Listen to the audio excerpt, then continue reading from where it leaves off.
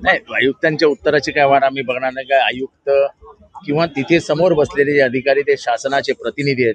शासनाचा प्रभाग रचनेवर प्रचंड दबाव आहे आणि त्यामुळे प्रभाग रचना ही नागरिकांना न्याय देण्यासाठी नाही तर राजकीय पक्षांच्या सोयीसाठी बनवलेली. प्रभाग रचना करताना निवडणुका हा जरी डोळ्यासमोर ठेवला तर त्याचा केंद्रबिंदू हा जनता म्हणजे नागरिक मानला गेला पाहिजे. तुम्हाला नगरसेवक नाही बनवायचे तर प्रभाग रचनेद्वारे जनहितासाठी करण्यात येणाऱ्या कामांची सोयीसुविधा कशा नागरिकांना उपलब्ध होतील याच्यासाठी प्रभाग रचना केली जाते. पण ह्या प्रभाग रचनेमध्ये जे मूळ ज्याला प्रगणक गट म्हणतात की ज्याद्वारे लोकसंख्या निश्चित केली जाते ती आम्ही मागायला गेलो असतो. ज्याच्या आधारावरती प्रभाग रचना झाली आहे ते देण्याचाच नाकार दिला.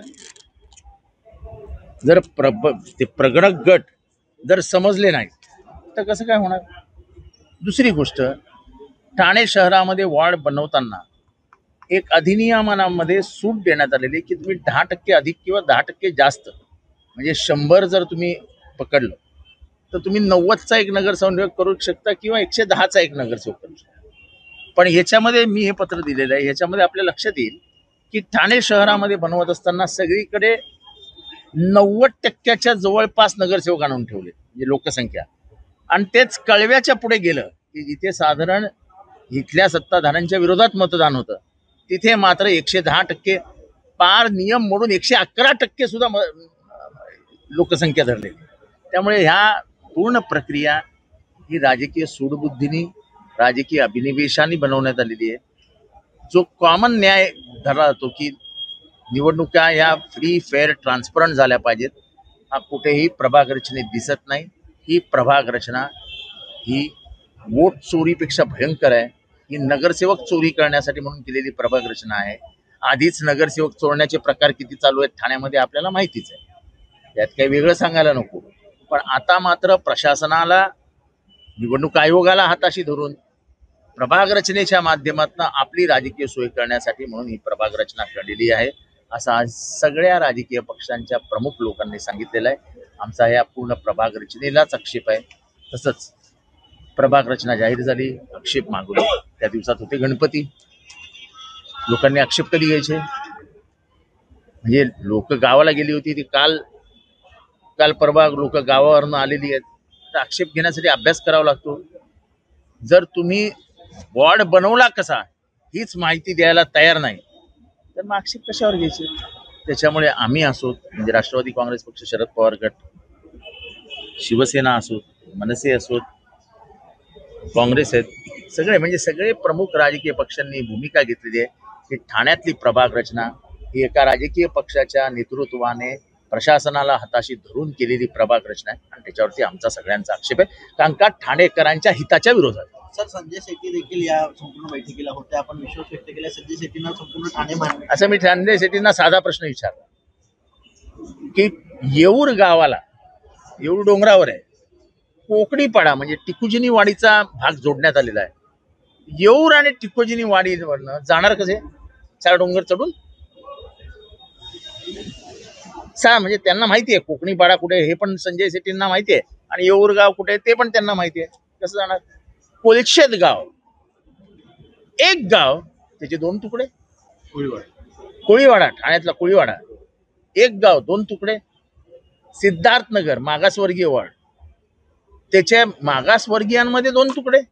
म्हणजे मागासवर्गीयांनाही न्याय मिळू नये म्हणून प्रभाग रचना करता तुम्ही.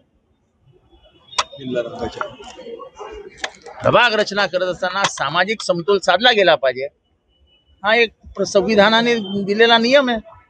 ही सामाजिक समतोल न राखता तुम्ही SC ST चे पण वॉर्ड म्हणजे आपल्याला सोयीचं कसं होईल याच्यासाठी प्रशासनाने पूर्ण एका राजकीय पक्षाला मदत केली. जिथे 2 कोळीवाडी झाले त्या ठिकाणी FSI पण द्या असं प्रकारची मागणी. जसं मुंबईमध्ये कोळीवाड्यांना गावठाणाचा वेगळा FSI आहे तो द्या ना ठाण्यातल्या गावठाणाला. एवढंच जर तुम्हाला प्रेम आलंय की 4 वॉर्ड आम्ही एका कोळीवाड्यात नेलेत तर मग त्यांना FSI पण द्या ना. एक गाव तोडतात का कुठलं? त्यांची लोकसंख्या काय, कोलशेतची लोकसंख्या काय 20,000च्या वरती नाही. तुमचा वॉर्ड 40,000चा आहे. कोलशेतला एक नगरसेवक का नाही दिला? मग